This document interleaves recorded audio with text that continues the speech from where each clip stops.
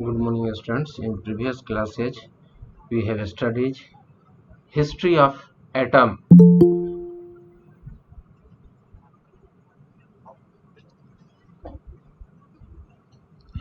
in which we have studied Dalton's atomic theory, Thomson's atomic model, and later on we have also studied about calculation of E by M ratio.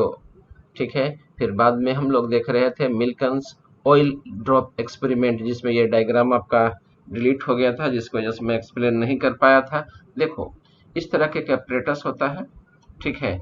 इसमें यहाँ पर atomiser fit किया हुआ था। देखो, यही atomiser है। कल कोई पूछ रहे थे ना कि सर एटोमाइजर कैसा होता है, यही, ठीक है। इसी में ऑयल भरा हुआ होता है।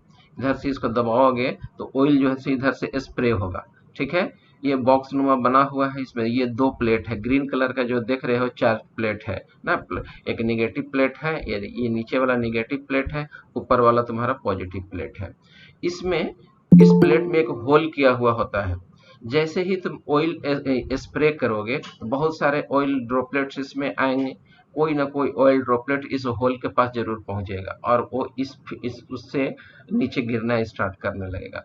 उसी समय हम लोग देखते रहते हैं, टेलीस्कोप लगा हुआ होता है इसमें कि ऑयल ड्रॉपलेट आ रहा है कि नहीं। एक्सरे प्रोड्यूस कर देते हैं, एक्सरे पास कर देते हैं। और एक्सरे तुम लोग जानते हो कि जब कैथोड रे को हम लोग किसी हार्ड मेटल शीट से रोकते हैं, ठीक है, तो एक्सरे प्रोड्यूस्ड होता है। And it was discovered by Ranjan, और रंजन इसको लिखाता है, पढ़ाता है रंजन, और लिखाता है रंटजेन, ठीक है। और जब एक्सरे हम लोग जब पास करते हैं तो the air present in this gap will be ionized, ठीक है, and some of the electron will be emitted out by the air. These electrons, one or more electrons, may be absorbed by the oil droplet, और वह oil droplet जो होगा एक electron या एक से ज्यादा इलेक्ट्रॉन एब्जॉर्ब कर सकता है आपका, ठीक है। जैसे ही वो एब्जॉर्ब करेगा वह नेगेटिवली चार्ज पार्टिकल में बदल जाएगा, ठीक है। अब हम लोग टेलीस्कोप से उसका वेलोसिटी देख रहे हैं, ठीक है। उसका वेलोसिटी मेजर कर दिए, मेजर करके फिर चार्ज कैलकुलेट कर लिया जाता है इसमें। तो कल मैं आप लोगों को बताया था, the space between the charge plate is irradiated with the X-ray which ionizes the molecule of the air. One or more electron thus produced may be absorbed by an oil droplet. The oil droplet as a result becomes negatively charged. By measuring the velocity of given oil droplet as it falls freely under influence of gravity and then in the electric field, it is possible to calculate charge Q on the droplet. He found that the charge on the electron to be minus 1.6 into 10 to the power minus 19 coulomb. The present accepted value of the electrical charge is minus 1.6022 into 10 to the power minus 19 coulomb. The mass of electron was determined by combining these result with the Thomson's value of E by M ratio. M बराबर यहाँ से निकाल दिया, E divided by E by M ratio. E का value रख दिया, M का value रख दिया, ये वेट ऑफ इलेक्ट्रॉन केजी में निकल गया, पर इलेक्ट्रॉन निकल गया। तो ये कल एक्सप्लेन किया हुआ था। The mass of electron is very small and it is approximately 1 by 1837 times the mass of an atom of hydrogen. सोच लो कितना छोटा होता है ये। आइए आज का क्लास यहाँ से हम लोग स्टार्ट करते हैं। Session 2, discovery of proton, study of anode rays ना। तो इसमें वो किए क्या कि आपको डिस्चार्ज ट्यूब लिया गया, ठीक है, ग्लास का बना हुआ होता है, और इसमें परफोरेटेड कैथोड यूज कर दिया गया। और परफोरेटेड कैथोड यूज करने के बाद एनोड तो ऐसा ही रहा, ठीक है, और हाइड्रोजन गैस भर दिया गया, और इसमें हाई वोल्टेज करंट पास कर दिया गया एट लो प्रेशर, ठीक है। तो दे एब्जॉर्ब दैट ये the glass towards the anode, towards the cathode was glowing. Glass जो है से ग्लो कर रहा था। Actually when the cathode rays was passed through the discharge tube containing hydrogen, hydrogens are ionized, and when the hydrogen will be ionized it will release electron, ठीक है, और वह इलेक्ट्रॉन रिलीज करेगा, and itself the hydrogen will be converted into the proton, ठीक है। आप जानते हैं कि हाइड्रोजन अगर डिसइंटीग्रेट कर गया तो H फ्री रेडिकल और H फ्री रेडिकल में बदल जाएगा। H फ्री रेडिकल जब होगा तो उससे भी जब इलेक्ट्रॉन निकलेगा, आयोनाइज करेगा, तो एक भी इलेक्ट्रॉन नहीं रहेगा हाइड्रोजन पर। तुम जानते हो कि हाइड्रोजन एक ऐसा एलिमेंट है जिसमें न्यूट्रॉन नहीं होता है। अब H प्लस बच गया तो सिर्फ प्रोटॉन बच गया, इसीलिए H प्लस को हम लोग हाइड्रोजन आयन को प्रोटॉन कहते हैं। ठीक है, और वह प्रोटॉन बन गया वो, and it was positively charge particle H plus, that is proton is positively charge particle, and it will move toward the cathode. जाहिर सी बात है कैथोड की तरफ जाएगा, क्योंकि कैथोड पर नेगेटिव चार्ज होता है और एनोड पर पॉजिटिव चार्ज है, तो एनोड पर तो जाने का सवाल पैदा नहीं होता। It will B repelled, therefore it will move toward the cathode and it will strike, since the cathode cathode was perforated, it will cross through the cathode and it will strike towards its end where some phosphorescence screen is given like zinc sulfide screen, and it will start to glow ना। और इस तरह से आपका anode rays का discovery हुआ, जिसको canal raise भी कहते हैं, बाद में उसी को प्रोटॉन कहा गया ना। मतलब कि कैथोड रे पॉजिटिवली चार्ज तो होगा, ये तो सही है, लेकिन यह डिपेंड करेगा मटेरियल पर। हाइड्रोजन की जगह पे हीलियम ले लेते हैं तो उस पर दूसरे तरह का पॉजिटिव चार्ज तो रहेगा, उसका मास चेंज हो जाएगा। मटेरियल पार्टिकल होता है, डिपेंड करता है नेचर ऑफ द गैस पर।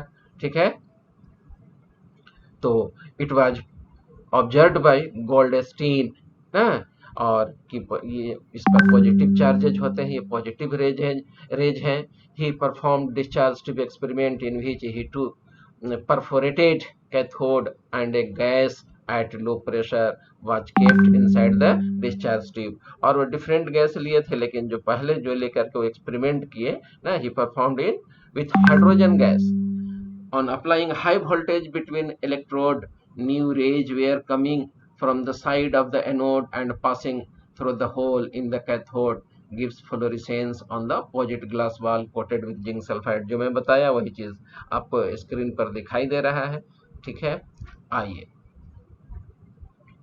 तो these raise where called anode rays और कैनाल रेज और पॉजिटिव रेज। जो रेज निकला कहाँ से निकल रहा था, यह कैथोड की तरफ जा रहा था। ऐसा नहीं कह रहे हैं हम कि एनोड से निकलता है, कुछ लोगों को ये मिसकंसेप्शन होता है कि एनोड रेज जो होता है एनोड से निकल करके कैथोड की तरफ जाता है, ऐसी बात नहीं है।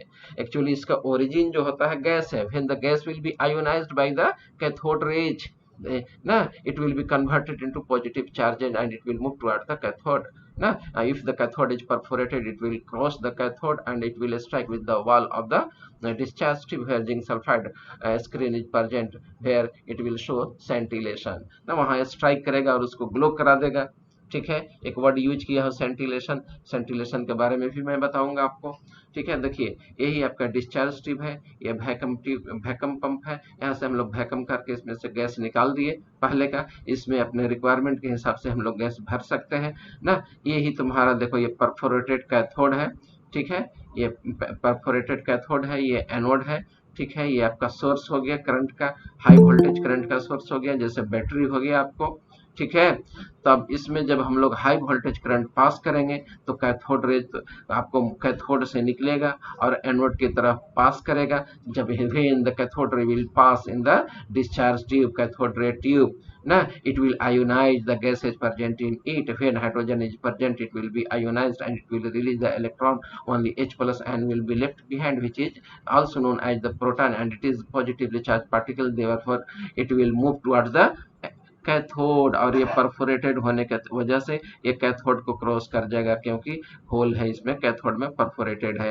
And when the zinc sulphide screen will be kept here ना, it will start to glow, और इस साइड जो होगा आपको ग्लो करने लगेगा। इसकी भी प्रॉपर्टी जो होती है, ठीक है, कैथोड से मिलती जुलती है, लेकिन उसका अपोजिट होता है। It will move toward the cathode when any opaque object will be kept in the path of the these raise, canal rays, they will produce shadow। that means it will always travel in a straight line। when any rotatory wheel will be kept in the path, it will start to rotate। when the electric field or magnetic field will be applied in the path of the canal ray, they will deviate from their original path ना, मतलब कि भी deviation show करते हैं।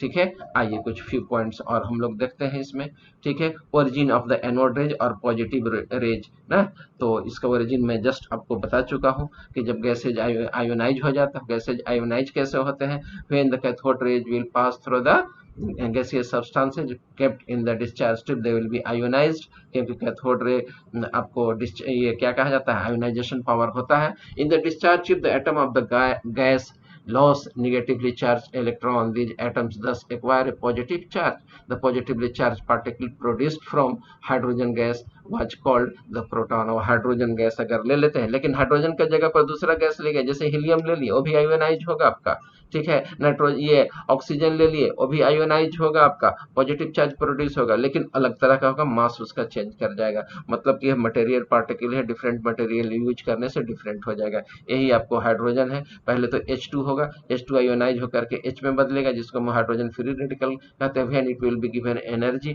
और it will be strike, then it will release one electron and itself will be converted into H+ and since it does not contain any electron and neutron, that is why it is known as proton, because it contains only proton. Properties of anode ray जब हम लोग देखने जा रहे हैं, it travel in a straight line, however their speed is much less than that of the cathode. Cathode की speed से बहुत कम होगा, लेकिन फिर भी यह स्ट्रेट लाइन में ट्रेवल करता है। They are made up of material particle. They are positively charged, hence called as canal rays or anode rays or positive charge particle. The nature of the anode rays depend on the gas taken in the discharge tube. इसका nature जो होगा gas पर depend करेगा, आपको different gas लीजिएगा, मास उसका change हो जाएगा। For different gases taken in the discharge tube, the charge to mass ratio, that is E/m ratio of the positive particle constituting the positive ray is different.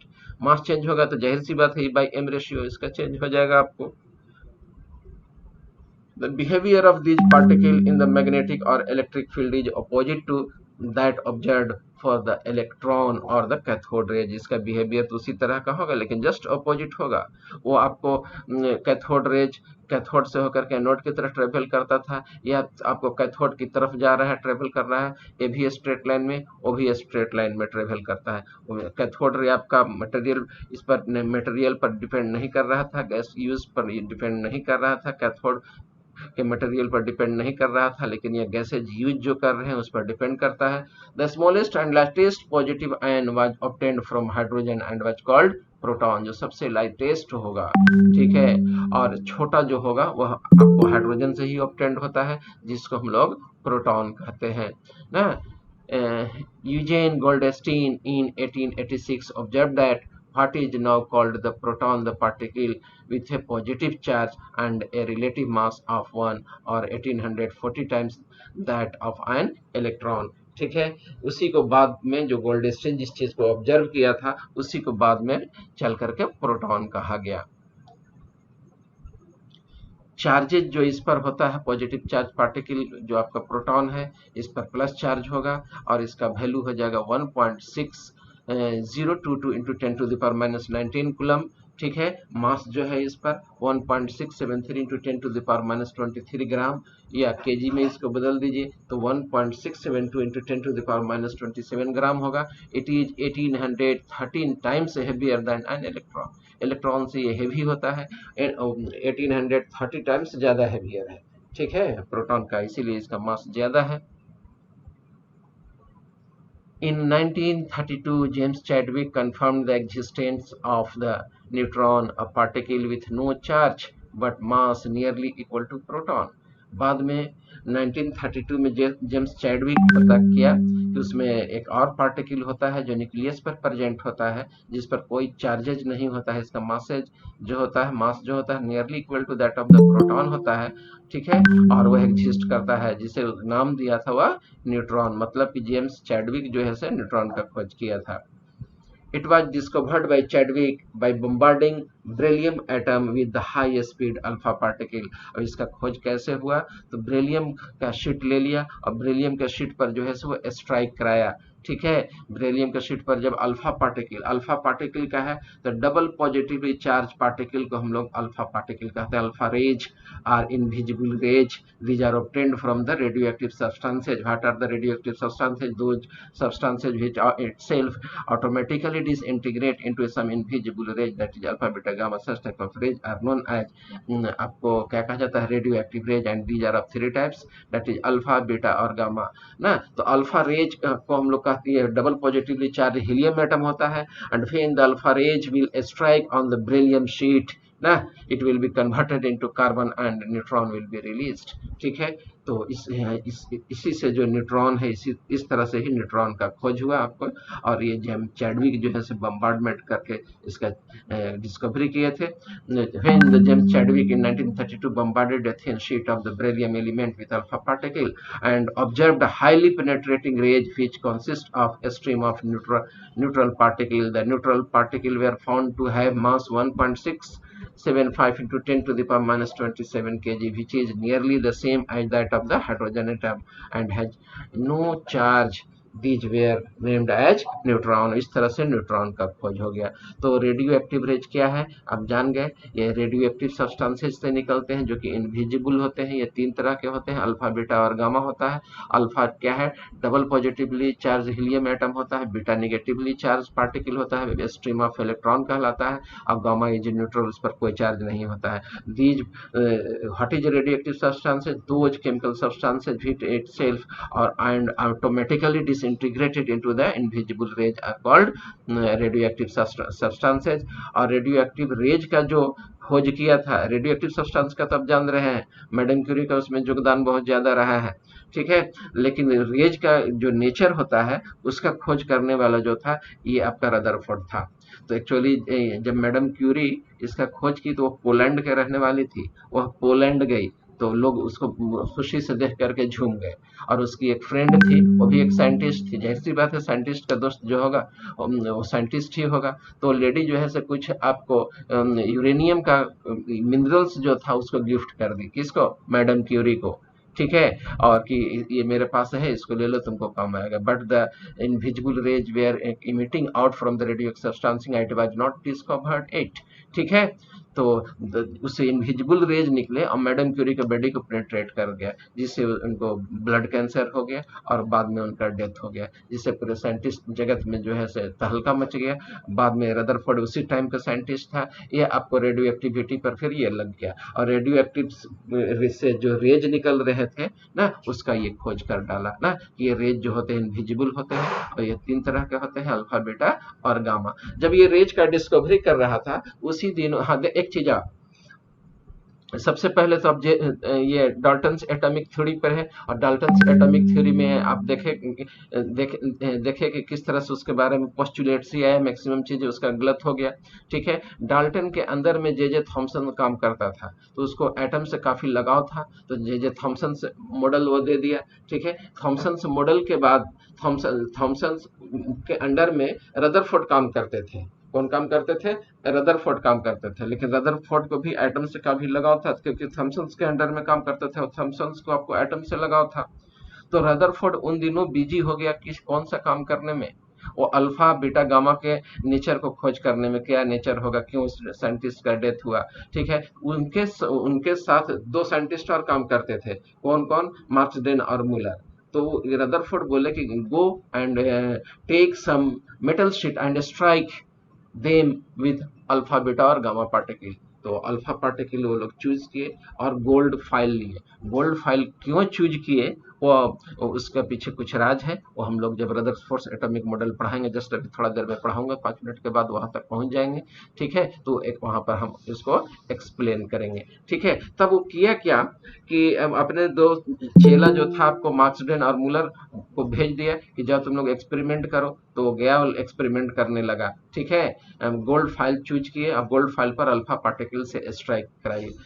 They are मतलब shocked हो गए, and they wrote that when the when the gold foil was bombarded with the alpha particle, ठीक है, some energy was emitted out, and it was felt that atom bomb was fired by a weapon and atom bomb was fired with a weapon on a paper sheet and the atom bomb was returning to the weapon. अगर कोई चीज fire कीजिए किसी भी gun से या विपॉन से तो वो लौट करके उसी पर आ जाए तो जो फायर कर रहा हो जाहिर सी बात है उसको शॉक लगेगा और बेहोश हो जाएगा, और दोनों बेहोश हो गए। तो फिर जो है से फिर एक्सपेरिमेंट किए, पेपर शीट ये गोल्ड फाइल लिए और उस पर फिर आपको अल्फा रे से स्ट्राइक कराए तो फिर वो बेहोश हो गए। तब जो है से ये भागे भागे रदरफोर्ड के पास जाते हैं और बोलते हैं कि सर हम लोग जब भी स्ट्राइक करा रहे हैं तो शॉक लग रहा है, ऐसा प्रतीत हो रहा है मानो किसी थीन शीट पर एटम बम जो है से ड्रॉप कराया जा रहा हो किसी विपॉन से और वह एटम बम लौट करके विपॉन पर आ रहा हो, शॉक लग रहा है। तब एक इंस्ट्रूमेंट तैयार किए रदरफोर्ड, उस इंस्ट्रूमेंट का नाम था स्पिन थेरियोस्कोप ना। और स्पिन थेरियोस्कोप कैसा था आइए हम लोग आज स्टडी करेंगे अगर समय बच गया तो, ठीक है। तो हम लोग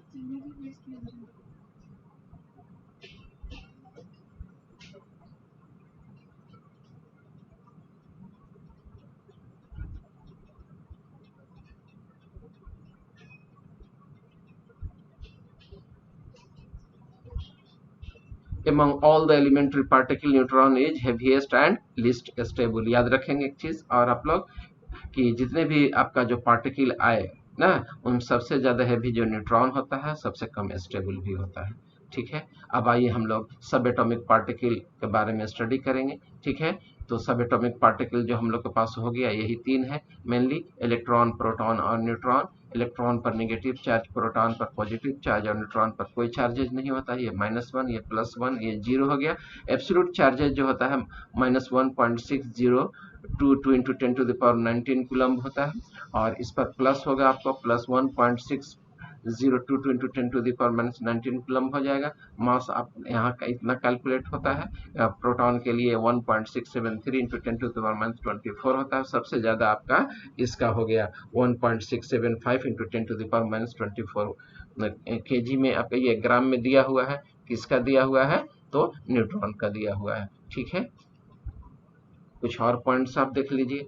डिस्कवरी इलेक्ट्रॉन को कौन किया है, J Thomson. Proton Goldstein. Neutron का चैडविक। चार्ज आपका इतना कूलम्ब, इस पर इतना कूलम्ब, इस पर 0 चार्ज।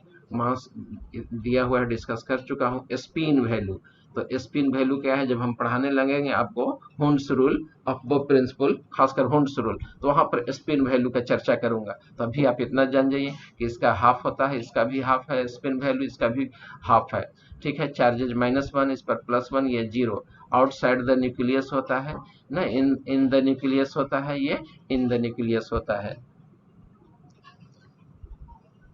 अब आ जाइए हम लोग atomic model, different atomic model का स्टडी करने जा रहे हैं। और डिफरेंट एटॉमिक मॉडल में हम लोग आपको थॉमसन्स एटॉमिक मॉडल देखेंगे, जिसको हम लोग वाटरमेलन मॉडल भी कहते हैं, प्लम पुडिंग मॉडल भी कहते हैं, रेजिन मॉडल भी इसको कहते हैं। और इसके बारे में हल्का सा आइडिया प्रीवियस क्लास में हम लोग ले चुके हैं। अकॉर्डिंग टू थॉमसन ना, actually Thomson was a student of John Dalton, therefore he was more interested in atom, ठीक है, and he told that an atom is spherical, highly densiest, viscous substances, ठीक है, whose whole background is made up of positive particle, and at certain places some electrons are embedded just like plum, just like cherry, therefore this model is also known as plum pudding model। और इस plum pudding model इसको कह दिया गया। और इसमें ये बताया कि इलेक्ट्रॉन जो होगा, जो पार्टिकल निगेटिवली चार्ज पार्टिकल, उसको बाद में इलेक्ट्रॉन कहा गया, और जो पॉजिटिवली चार्ज पार्टिकल था उसको पॉजिटिव कहा गया। And they are in equal in number, therefore these are neutral. Neutral कहने में ये सक्सेस हो गया था, ठीक है। But the as you know positive charge is present at the nucleus but electron is present outside the nucleus in the different shell। it was not explained by Thomson's atomic model, और ये Thomson's atomic model द्वारा explain नहीं हो पाया। James Thompson का photo देख रहे हो, मुछैले थे ये, जे थॉमसन, ठीक है। Thomson believed that electron were like plum embedded in positively charged pudding, thus it was called plum pudding model ना। ये तरबूज की तरह, इसको वाटरमेलन मॉडल भी हम लोग कहते हैं, ठीक है। This model is compared with watermelon in which seeds are embedded or pudding in which resins are embedded. Therefore this model is also known as watermelon model or resin model or plum pudding model। ठीक है, तो ये आपका resin model हो गया। ठीक है, या प्लम पुडिंग मॉडल तरबूज देख रहे हैं आप लोग, इसका होल बैकग्राउंड रेड कलर का है, red colour is equivalent to proton, और कहीं कहीं पर ये निगेटिव काला काला जो उसका सीड है ना, वो आपका negatively charge particle equivalent two electron हो गया, तो यही आपका सीड हो गया, इक्विवेलेंट टू इलेक्ट्रॉन हो गया। ये हाईली विस्कस हाईली डेंसियस सब्सटेंसेज होता है, ठीक है, जिसका होल बैकग्राउंड पॉजिटिव पार्टिकल का बना हुआ होता है, जिस पर आपका चेरी नुमा है ना पलम की तरह धसा हुआ होता है, क्या चीज, इलेक्ट्रॉन होता है। ठीक है, यही प्लम पुडिंग मॉडल है।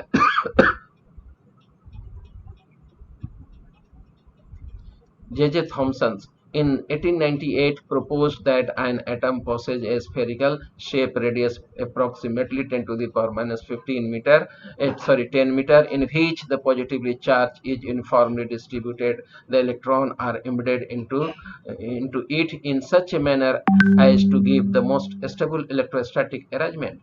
और इस तरह से यदि an atom is highly viscous densiest spherical mass, ये सेंटेंस में इंट्रोड्यूस किया हूँ, जल्दी बुक वगैरह में नहीं मिलता है कि एटम कैसा होता है, तो हाईली विस्कस होता है, डेंसियस होता है, स्फेरिकल होता है, किनके हिसाब से, जे थॉमसन के हिसाब से।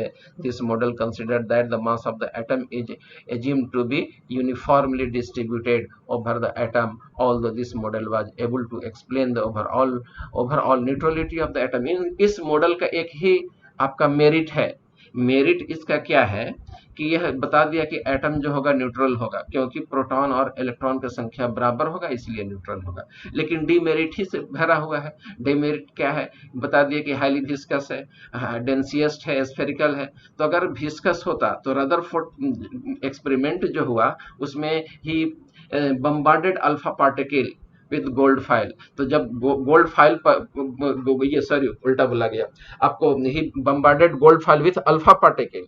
अगर अल्फा पार्टिकल से गोल्ड फाइल को बम्बार्ड किया गया, एटम आपको विस्कस होता, डेंसियस होता, तो वहां जाके चिपक जाता, लेकिन ऐसा तो हुआ नहीं। ठीक है, इसका मतलब कि यह डेंसियस्ट विस्कस नहीं होता है। दूसरा कि इनका कहना था कि टोटल मास जो होता है पूरे एटम में डिस्ट्रीब्यूटेड होता है। ठीक है, लेकिन according to experiment of the Rutherford we know that total mass of an atom is concentrated at the centre, that very part is known as nucleus. और हम लोग रदरफोर्ड के हिसाब से जानते हैं कि एटम का मास जो होता है न्यूक्लियस पर कंसंट्रेटेड होता है, but according to J Thomson ना, mass of an atom is assumed to be uniformly distributed over the atom, which is absolutely wrong। तो इसमें बहुत सारे डिमेरिट आ गए जे थॉमसन मॉडल में। ठीक है, लिमिटेशंस हो गया, लिमिटेशन मतलब डिमेरिट ना। This model fail to explain the result of the scattering experiment of Rutherford and stability of atom. Atom कैसे स्टेबल होगा ना, इसके बारे में कोई एक्सप्लेनेशन इन्होंने नहीं दिया। कौन, जे थॉमसन, याद रखना। It could not explain any other properties of atom. Atom का बहुत सारे प्रॉपर्टीज होते हैं ना, जैसे एट द सेंटर प्रोटॉन होता है, न्यूट्रॉन होता है, ठीक है, and around the nucleus electrons are present in different shell। it was not also explained by the J. Thomson। ठीक है, इसके बाद stability condition was not explained by J. Thomson। failed to explain how the positive charge hold on the electron inside the atom। ठीक है, क्यों electron proton कहाँ रहते हैं, कैसे रहते हैं, इसके बारे में कोई इंफॉर्मेशन नहीं दिया। It also failed to explain the atom's stability.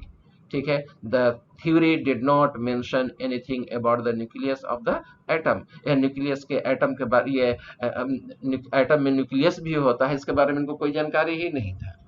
ठीक है, तो ये सब आपका ये डिमेरिट हो गया। आइए, आपके सामने नया साइंटिस्ट आपके सामने तैयार है, ये आपके रदरफोर्ड हो गए। ठीक है, और इनका जो मॉडल था इसको हम लोग रदरफोर्ड एटॉमिक मॉडल कहते हैं। और कैसे आया इसका कहानी मैं सुना चुका हूँ। और Rutherford was a student of J. Thomson, therefore he was keen interested in atomic model, but on those day he was engaged in the discovery of the nature of the radioactive rays, that was alpha, beta and gamma rays। उसी के discovery में लगा हुआ था, इसीलिए अपने students मार्क्सडेन और मुलर को बोला कि जाओ और डिफरेंट मेटल शीट लेकर के अल्फा बीटा गामा से उस पर स्ट्राइक कराओ, एटम के बारे में इंफॉर्मेशन मिला। तो उसकी कहानी मैं आप लोगों को जस्ट बता चुका हूँ, ठीक है। इस मॉडल को हम लोग, इस मॉडल का दूसरा नाम है Ernst Rutherford's gold file experiment ना। इसका तीसरा नाम है आपका रदरफोर्ड्स अल्फा रे स्कैटरिंग एक्सपेरिमेंट। इसका नेक्स्ट नाम आप देख रहे हैं discovery of the nucleus of atom in 1911। Discovery of nucleus के नाम से भी ये जाना जाता है, ठीक है। आइए, a single atom is too small to look at. एक सिंगल एटम को हम लोग देख भी नहीं सकते हैं। आज तक किसी ने एटम को देखा? किसी ने नहीं देखा। जब एटम को नहीं देखा तो क्या उसमें इलेक्ट्रॉन, प्रोटॉन और न्यूट्रॉन को देखा जा सकता है? नहीं देखा जा सकता है। इलेक्ट्रॉन को तो आप ऐसे भी नहीं देख सकते हैं, आज तक किसी ने नहीं देखा और ना देखना अभी तक पॉसिबल हुआ है, ठीक है। क्यों नहीं हुआ है? हाइजेनबर्ग अनसर्टेनिटी प्रिंसिपल में मैं पढ़ाऊंगा, उसको प्रूफ कर दूंगा कि क्यों नहीं इलेक्ट्रॉन को हम लोग देख सकते हैं, ठीक है। It would be impossible to get just one to examine, therefore Rutherford decided to look at the metal file consisting of many atom in a very thin sheet। क्योंकि एक सिंगल एटम लेकर के उस पर हम लोग ऑब्जर्वेशन नहीं कर सकते थे, इसलिए मेटल शीट लिए और उसमें सेवरल एटम्स होंगे और लिए और उसी पर एक्सपेरिमेंट कराए। तो क्वेश्चन यहाँ से बनता है कि गोल्ड फाइल ही क्यों लिए, दूसरे लेके करा देते। तो देखो गोल्ड फाइल जो होता है, ठीक है, हाईली मेलिएबल होता है, डक्टाइल होता है, उसको आसानी से फोल्ड हम लोग कर सकते हैं, ठीक है। और बहुत पतला अगर इसको कर दिया जाए तो जो शीट जो होगा आपको 100 एटम्स अबाउट हो जाएगा, 1000 एटम के अबाउट हो जाएगा। ऐसा लगेगा कि जो उसका थिकनेस जो है 1000 एटम से एटम का थिकनेस के बराबर हो जाता है। ये मतलब कैरेक्टरिस्टिक फीचर इसमें गोल्ड फाइल में पाया जाता है, इसीलिए गोल्ड फाइल ही लिए। दूसरी बात कि गोल्ड फाइल के जगह पर हम लोग ये रदरफोर्ड जो है एल्युमिनियम शीट ले लिए होते। तो एल्युमिनियम शीट लेने से डिमेरिट इसका क्या होता है कि एल्युमिनियम का एटॉमिक नंबर कम होता है, एटॉमिक मास उसका कम होगा, ठीक है। उसका स्कैटरिंग अल्फा रे जब स्कैटर करता तो उसका स्कैटरिंग एंगल चेंज हो जाता है। The deviation, the path was deviated, it can not be observed by taking the aluminium अगर हम लोग ले लेते तो उसमें जो डेविएशन हो रहा था, जो चार्ज पार्टिकल डेविएट कर रहे थे अपने पास से, it can not be observed. While in the case of the gold, it is heavy metal, it is highly ductile, it is easy to fold, ठीक है। Therefore experiment was performed in it, in which when the rays will be deviated will be easily detected, that is why gold foil was taken। तो यहाँ से question बनता है, ये आपको मैं एक्सप्लेन कर दिया, ठीक है। जो बोला हूँ वही चीज आप ये देख रहे हैं, इसको आप नोट कर लेंगे। Rutherford performed alpha ray scattering experiment in which he bombarded thin gold foil of metal along with another metals like silver, platinum or copper with a beam of fast moving radioactive particle originated from radioactive substances, and it was kept in lead block, और यह lead block में रखा हुआ था, ठीक है। The presence of alpha particle at any point around the thin foil of gold after striking it was detected with the help of a circular zinc sulfide screen। The point at which a alpha particle strike this screen, flash of light is given out। देखो जब आपको alpha particle से gold foil पर strike कराया गया, ठीक है, तो उसमें जिंक सल्फाइड स्क्रीन लगा देते हैं। तो अल्फा पार्टिकल तो इनविजिबल रेज होता है, हम लोग देख नहीं सकते, तो कैसे पता चलेगा कि वो डेविएट कर रहा है या क्या हो रहा है। तब उसमें किया जाता है कि जिंक सल्फाइड का लेयर लगा देते हैं, तो वहां से जो रेज लेके जाके स्ट्राइक करेगा तो वहां पर ग्लो करने लगेगा, तो वहां पर पॉइंट बन जाता है। उस पॉइंट को सेंटिलेशन पॉइंट कहा जाता है, ठीक है। ये पॉइंट आप याद रखेंगे, वर्ड याद रखेंगे, सेंटिलेशन पॉइंट। यही आपका एक्सपेरिमेंट था। ये देख लीजिए, आपका डिटेक्टिंग स्क्रीन लगा हुआ है, ठीक है, अंदर में जिंक सल्फाइड का लिप लगा हुआ होता है। ये गोल्ड फाइल है, ये लेड ब्लॉक है, लेड ब्लॉक में रेडियो एक्टिव सब्सटेंस रख दिए, जहां से अल्फा पार्टिकल को अलाउ करा दिए। यहाँ पर एक स्लिट होता है, स्लिट का मतलब छोटा सा होल होता है, और स्ट्राइक किया। तो स्ट्राइक किया तो देख रहे हैं कुछ रेज आपका ऑप्टिव्स एंगल से डेविएट कर गए हैं। Most of the rays are passed ना inside the atom, mostly rays जो है से पास कर गए। यहाँ देखिए एटम जो है से थोड़ा सा डेविएट किया है, देखो यहाँ पर स्ट्रेट लाइन में निकल गया है, यहाँ पर स्ट्रेट लाइन में निकल गया है, ठीक है। यहाँ पर भी देखो डेविएशन है, यहाँ पर भी डेविएशन है, यहाँ पर भी डेविएशन है, ठीक है। आइए वन और कुछ डायग्राम देखिए आप इसका। तो ये हो गया आपका जिंक सल्फाइड स्क्रीन का लगा हुआ, ये हो गया आपका लेड ब्लॉक, और लेड ब्लॉक में रेडियो एक्टिव सब्सटेंस निकाल रख दिए जिससे अल्फा रे को अलाउ करा दिए। ये गोल्ड फाइल था, गोल्ड फाइल से इसको पास करा दिए बम्बार्डमेंट करा करके। तो देख रहे हैं कि कुछ रेज इधर आपको डेविएट कर गया है ऑप्टिक्स एंगल से, कुछ रेज जो होता है 180 पर भी डेविएट रिटर्न बैक हो जाता है। Most of the rays are pass हो गया है, और जहां पर स्ट्राइक कर रहा है वो ग्लो करने लगा, और जहां पर पॉइंट धब्बा बन जाता है जिंक सल्फाइड स्क्रीन पर उसी को सेंटिलेशन पॉइंट कहा जाता है। ठीक है, तो एक नया वर्ड आया है, तो इसको आप याद रखेंगे। ठीक है, यही हो गया आपका, वो सेम चीज है, सेम एक्सपेरिमेंट है।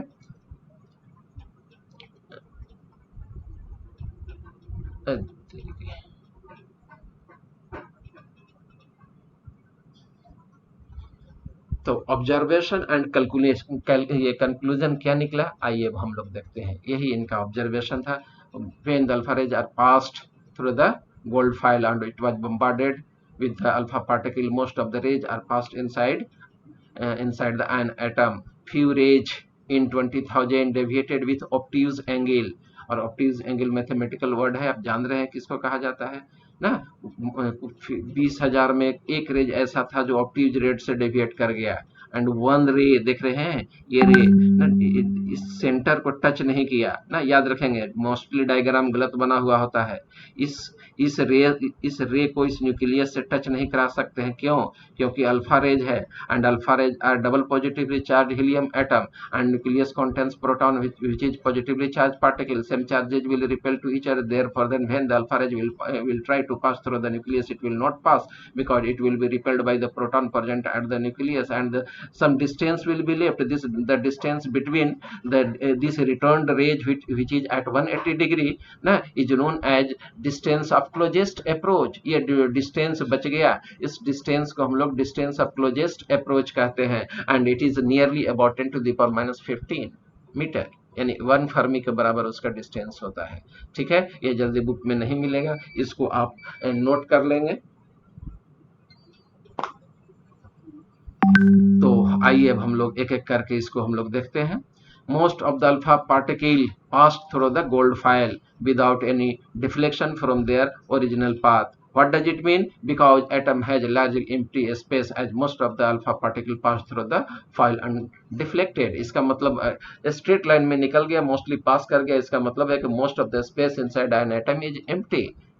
ठीक है, चलिए नेक्स्ट देखिए। A few of the alpha particle are deflected fairly at large angle, that is obtuse angle है, लार्ज एंगल मतलब यहाँ ऑप्टिव्ज एंगल बोल रहा हूं मैं, while some are deflected through a small angle. ठीक है, because there is heavy positive charge at the center of the atom which causes repulsion. चूंकि सेंटर पर total mass of an atom is concentrated at the center which contains the positive charge particle, that is proton, it will not allow the alpha particle which is itself a double positively charged helium atom, and it will be repelled ना, that is why it does not touch the nucleus. ठीक है, यही चीज है यहाँ पर। The entire mass of the atom is concentrated in the nucleus. A very few alpha particle are deflected back along their path, यानी 180 पर कुछ रेज आपको रिटर्न बैक हो गए। ठीक है, तो जो डिस्टेंस बच गया उस डिस्टेंस को डिस्टेंस ऑफ क्लोजेस्ट अप्रोच की, उसका डिस्टेंस 1 फर्मी के बराबर होता है। अब आइए रदरफोर्ड का कंक्लूजन क्या निकला वो हम लोग इसको देखेंगे। Atom is spherical and mostly hollow with a lot of empty space inside it. ठीक है, it has a small positively charged part in its center known as nucleus, और इस तरह से न्यूक्लियस का खोज किए। The nucleus is surrounded by electron. The electron revolve around the nucleus with very high speed in circular path called orbit या shell, और nucleus के अराउंड आपका शेल होता है ना, या ऑर्बिट उसको भी हम लोग बोलते हैं, उसी में इलेक्ट्रॉन रिवॉल्व करता है। ठीक है, इसके बाद हो गया the number of extra nuclear electron. Actually atom में दो पार्ट हो गया, न्यूक्लियर पार्ट और extra nuclear part. Extra nuclear part में इलेक्ट्रॉन रहता है, सेंटर पर आपका प्रोटॉन और न्यूट्रॉन रहता है। The number of extra nuclear electron is equal to the number of unit units of the positive charge in the nucleus. Therefore the atom is electrically neutral. Electron and nucleus are held together by electrostatic force of attraction. देखो electron जो हो गया extra nuclear part में पाया गया, around the nucleus पाया जाता है और उस पर नेगेटिव चार्ज हो गया, और प्रोटॉन आपका न्यूक्लियस पर पाया जाता है, वहां पर पॉजिटिव चार्ज हो गया। तो इलेक्ट्रो पॉजिटिव और नेगेटिव दोनों के बीच में फोर्स लगेगा, अट्रैक्टिव फोर्स लगेगा, उसको हम लोग इलेक्ट्रोस्टैटिक फोर्स ऑफ अट्रैक्शन कहते हैं। Rutherford's model has resemblance with the solar system, hence also known as planetary model of the atom. There is an empty space around the nucleus called extranuclear part. In this part, electrons are present as the nucleus of the atom is responsible for the mass of the atom. The extranuclear part is responsible for its volume. ठीक है, तो extra nuclear part जो होता है responsible होता है volume के लिए, और सेंटर जो होता है रिस्पॉन्सिबल होता है मास के लिए।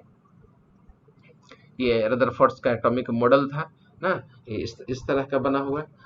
अंदर में सेंटर होता है जिसको हम लोग न्यूक्लियस कहते हैं, जिस पर टोटल मास कॉन्सेंट्रेटेड होता है। एक्स्ट्रा न्यूक्लियर पार्ट में इलेक्ट्रॉन होता है, वह रिवॉल्व करते रहता है, वह वॉल्यूम के लिए एक्स्ट्रा न्यूक्लियर पार्ट रिस्पॉन्सिबल होता है। ठीक है, इसके ड्रॉबैक हैं, और ड्रॉबैक क्या था कि उस वक्त ये क्या कहा जाता है, मैक्सवेल थ्योरी चलता था कि अगर कोई particle charge particle positively charge particle के अराउंड अगर रिवॉल्व कर रहा हो, then it will radiate the energy. Since Rutherford considered only one shell, ठीक है, and when the electron will revolve around the nucleus at which there is positive charge particle, electron will radiate energy and finally it will be spiral down at the nucleus.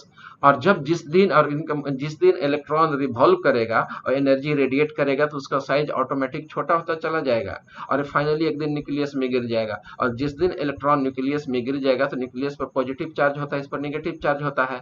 ठीक है, the speed of electron will B 100 times more than that of the light, which is not possible, जो कि possible नहीं है। And according to Einstein, when the speed of any object will be approaches to the speed of the light, it will radiate energy, it will be converted into energy। और जब energy में electron convert होने लगेगा तो आग लग जाएगा, atom का एग्जिस्टेंस खत्म हो जाएगा। और कैसे स्पाइरल डाउन होगा इलेक्ट्रॉन, वो देख लो, आगे दिखलाऊंगा मैं। According to the electromagnetic theory of the Maxwell, when the charged particle moves under the influence of attractive forces, it will lose the energy continuously in the form of electromagnetic radiation. Therefore, an electron is an orbit will emit radiation, and the size of the orbit will decrease continuously. ठीक है, और एक दिन nucleus में जा करके गिर जाएगा और एटम जो होगा अनस्टेबल हो जाएगा। मतलब कि he failed to explain the stability of atom। ठीक है, देखो इलेक्ट्रॉन कैसे गिरेगा न्यूक्लियस में। ये तुम्हारा इलेक्ट्रॉन हो गया एक्स्ट्रा न्यूक्लियर पार्ट में, ये हो गया न्यूक्लियस। ठीक है, देख लो कैसे गिरेगा। ठीक है, धीरे धीरे वो साइज उसका छोटा होता गया। क्यों? क्योंकि वह एनर्जी रेडिएट करेगा, और एनर्जी रेडिएट करेगा तो साइज छोटा होता चले जाएगा, न्यूक्लियस के नजदीक आ जाएगा, और एक दिन जाकर न्यूक्लियस में गिर जाएगा। और जब इलेक्ट्रॉन न्यूक्लियस में गिर जाएगा तो उसकी स्पीड जो होता है 100 टाइम्स लाइट से ज्यादा हो जाएगा, वह कन्वर्ट हो जाएगा एनर्जी में, जो कि पॉसिबल नहीं है, ऐसा होता नहीं है। मतलब कि एटम का एग्जिस्टेंस खत्म हो जाएगा। इसका मतलब कि इन्होंने स्टेबिलिटी कंडीशन को एक्सप्लेन नहीं कर पाया। Rutherford model can not explain the stability of the atom. ठीक है, if the electron lost energy continuously, the spectrum is expected to be continuous, but the actual observed spectrum consists of well-defined lines of the defined frequencies. Here the loss of energy of the electron is not continuous in an atom। देखो energy ये loss करेगा तो जो spectrum produce होगा वह continuous होगा, लेकिन nails bore जो हाइड्रोजन लाइन के स्पेक्ट्रल लाइन के बारे में इंफॉर्मेशन दिए थे, उसमें वह क्लियरली बता दिए थे कि वह एनर्जी जो होगा डिसकंटिन्यूअस होगा। ठीक है, तो उनका कंट्रोडिक्टरी यहीं पर पैदा हो गया। सबसे वजह है इनका कंट्रोडिक्टरी पैदा होने का कि he considered only one shell. ये आपको जल्दी बुक वगैरह में ये पॉइंट नहीं मिलेगा। He considered only one shell, therefore he was not able to explain the discontinuous energy level। ठीक है, डिसकंटिन्यूअस एनर्जी लेवल स्पेक्ट्रम के बारे में इंफॉर्मेशन देने में असमर्थ हुए। क्यों? क्योंकि he considered only one shell. ठीक है, स्टेबिलिटी कंडीशन, एटम एक स्टेबल है, पार्टिकल है, इसके बारे में एक्सप्लेनेशन करने में ये असमर्थ थे, नहीं कर पाए। ठीक है, this model also failed to explain the arrangement of electron around the nucleus. ठीक है, thank you, have a nice day. आज का क्लास आपका यहीं खत्म होता है।